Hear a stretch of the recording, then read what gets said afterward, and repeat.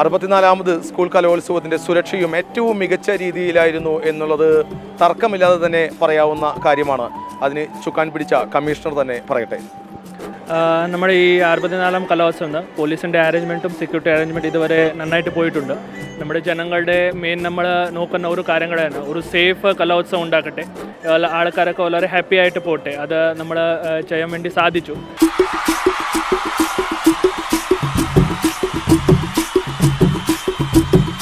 ഒരു കല്ലുകടിയുമില്ലാതെ കലവറ ഏറ്റവും മനോഹരമായ രീതിയിൽ ഭക്ഷണം നൽകാൻ സാധിച്ചു.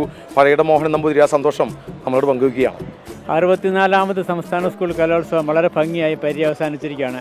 എന്നോട് സഹകരിച്ച എല്ലാവരോടും മാധ്യമ സുഹൃത്തുക്കളുൾപ്പെടെ എല്ലാ ആൾക്കാരോടുള്ള എൻ്റെ ഹൃദയം നിറഞ്ഞ നന്ദി അറിയിക്കുകയാണ്. സന്തോഷം.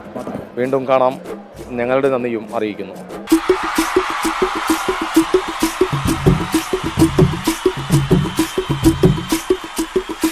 ആതിഥേയരായ നമ്മൾ ആരോടും വിട പറയുന്നില്ല. യാത്രയാക്കുകയാണ് തൃശ്ശൂരിൻ്റെ മണ്ണിലെത്തിയവരെ സ്നേഹപൂർവ്വം.